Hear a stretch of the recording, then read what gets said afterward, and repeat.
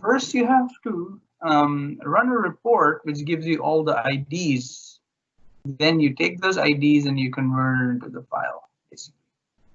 So what happens is you go to reporting, you say new, and then you're saying yeah table, and then say select, and then on the drop down select domain. You can pick the if you scroll down a little bit, so you're on where is can you type in employment, EMPLO, and then something show employee, okay, person and employment info as of date, the first one. I'm going to say select. So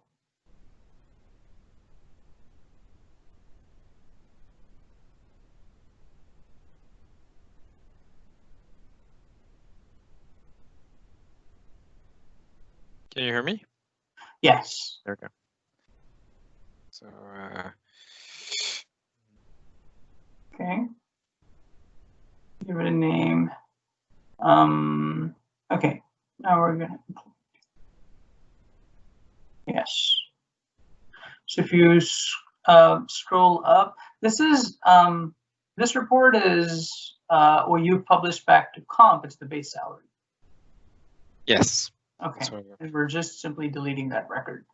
So yes, let's go to people, say refine criteria, and then just say other filters. Yes, and then say okay, columns. Now this is the important one. On columns, select columns.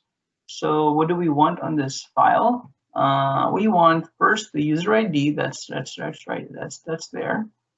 Okay, so that's there. So notice, like, you know, in ad hoc reporting, it gives you everything, because on the left-hand side, we haven't filtered the list on the right-hand side, but this is still good. We do need the user ID. Now on the left-hand side, if you want to go to recurring pay components, the third one, now it's going to have, okay, let's pick, actually, I want to just scroll down on the left-hand side to see if there's anything else called compensation.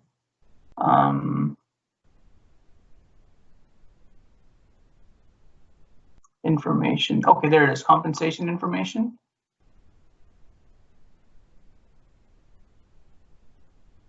And that should be it. Okay, so now if you pick event date,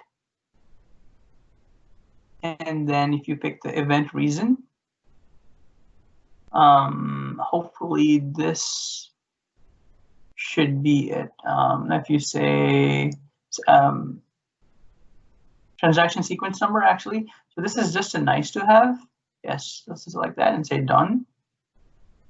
And if you say preview, it'll confirm.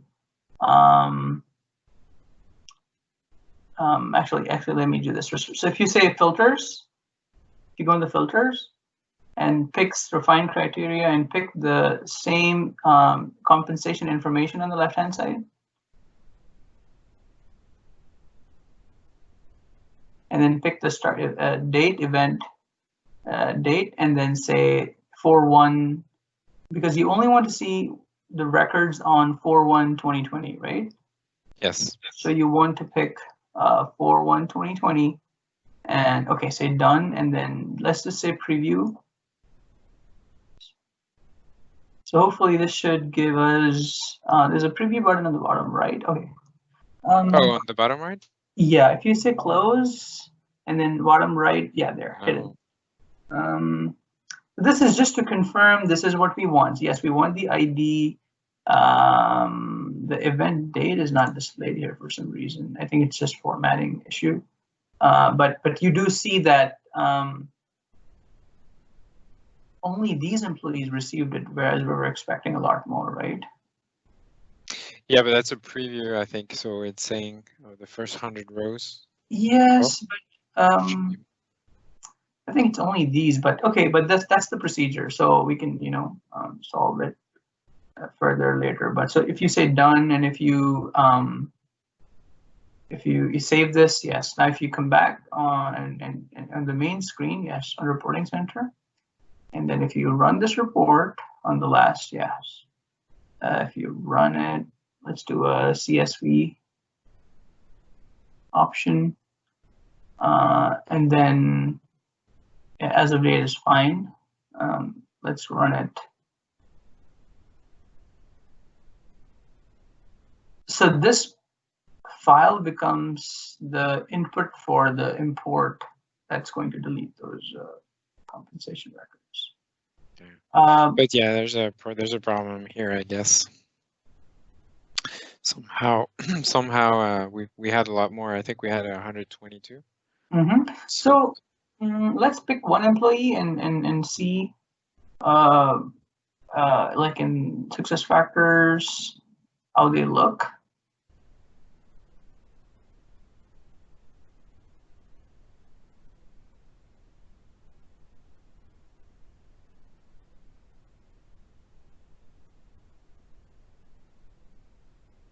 If you go to compensation information and then open up the history once that loads.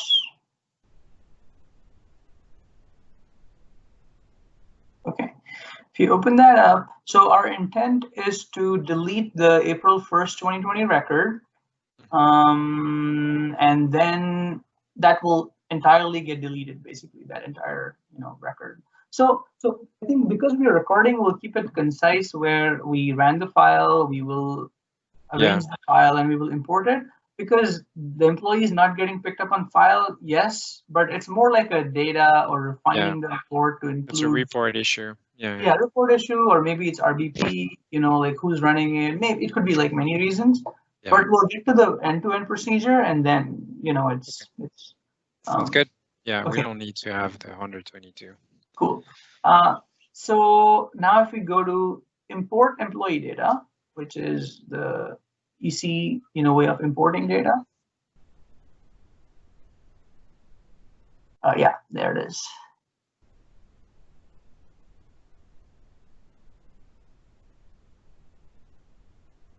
So there's a specific template that the system needs for import. So this is here.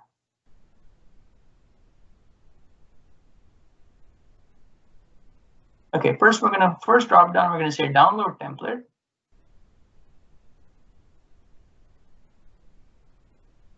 You select that. Now the entity is, if you scroll down, it's something called compensation information. And then here we need, so on the right hand side, it's already giving you the most required fields: event date, event reason. Okay, for some reason, pay group, I think, is a required field in this instance. That's why it's required for import. Okay, and then sequence number, user ID. So this is good. So let's generate this. Typically, you wouldn't require pay group, but in this instance, it's marked as mandatory. So, we have to populate the mandatory fields too. So I think it's show pop-ups. Yeah. Yep. Okay, there it is. So we have to copy paste the columns here. So because the row 1 and row 2 are critical, like the system needs those 2 rows in those exact format. We'll use the data from here. Yes. Okay. Yes. Copy and paste out these. I think the order might be different, so you'll have to take. Oh yeah. Take one column at a time. Yeah. Yeah.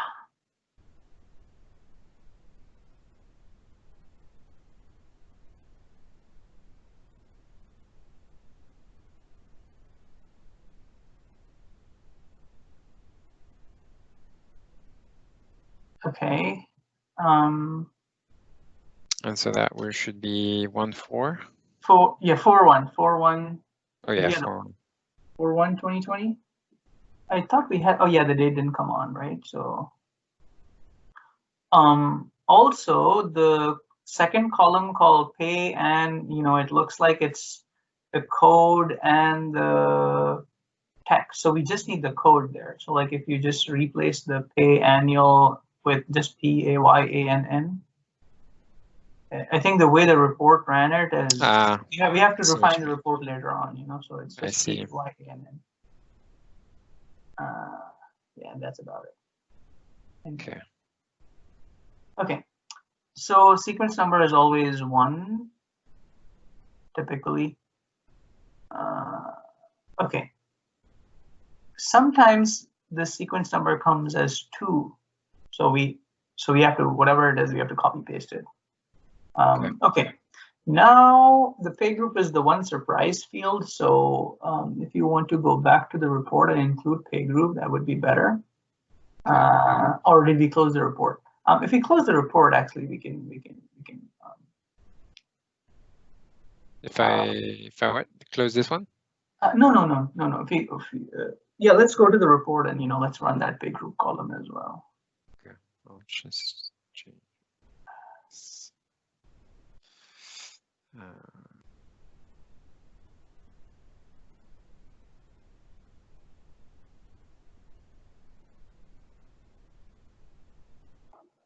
No. Okay. Actually, if you edit the report. Yeah.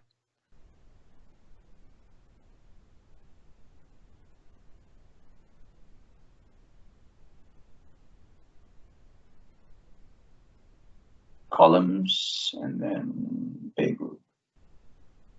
Excuse me, compensation information.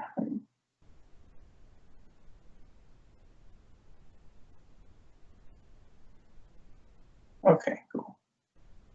If you say preview or generate, yeah, either is fine. It should just give it here. Okay, you just need the code. So all of them are, well, not all of them. There's one that's UM-US. So they are GM GB. You can put that in the file. Mm-hmm. Okay. So I'll just generate it for now. Okay.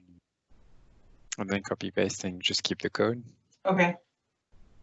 Do that.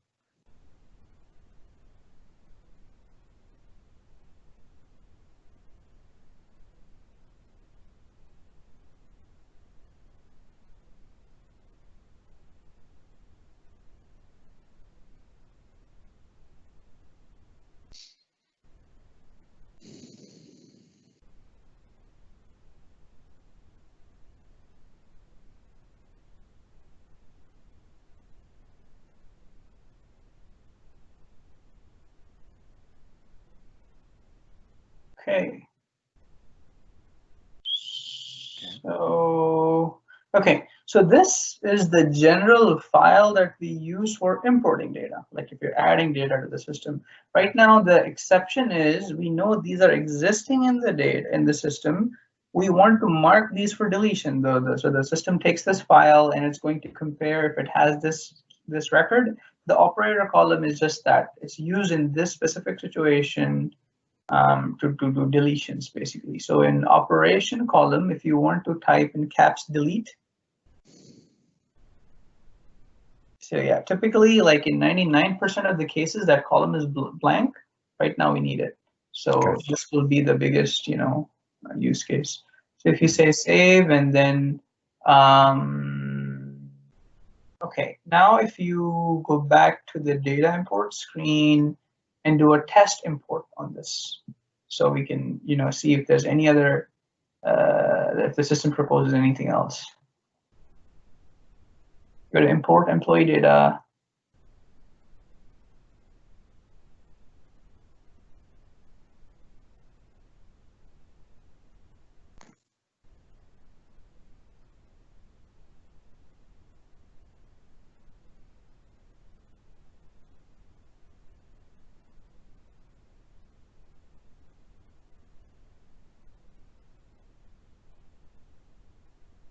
Okay, import data is good. Now, if you select compensation information, and then leave it on incremental, that's important. And then if you pick the file,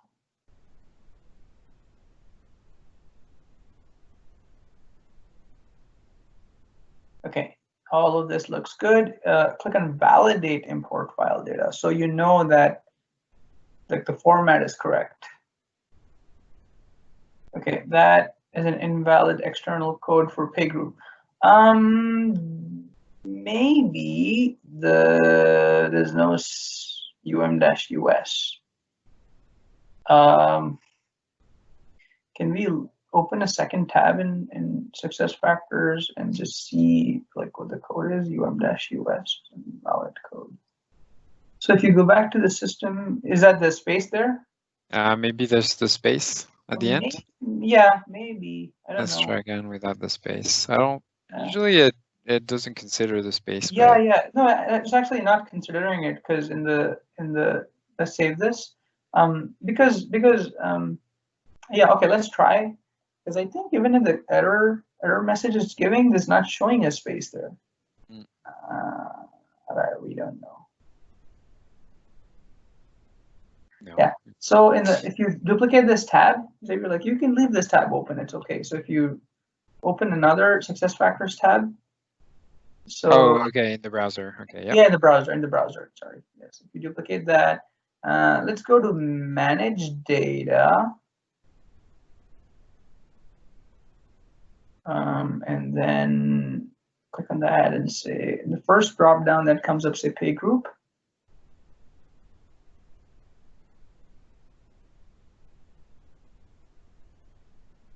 Yes, and then let's see what the um-us is. Yeah. Oh, okay. So it's only the first. Huh. Okay, is that GB and so GB and what was the other one? So it's just the first one, yes, before the dash. So even the second one was part of the text then somehow. So we'd remove this. Or yes, we remove that. Or GM.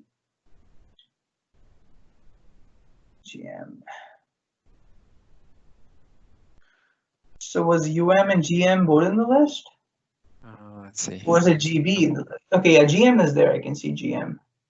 UM is here. Yes, and GB as well. Yeah, GM. Yes. Okay, let's import it now.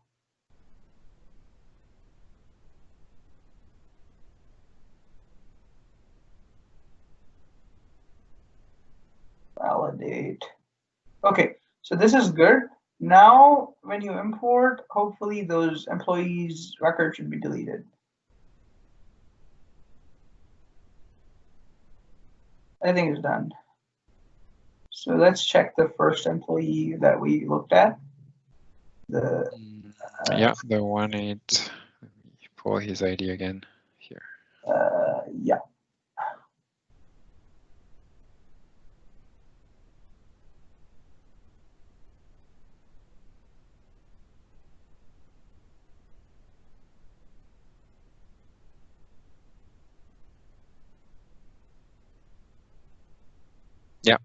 Yeah, it was removed. Okay. Perfect. That's awesome.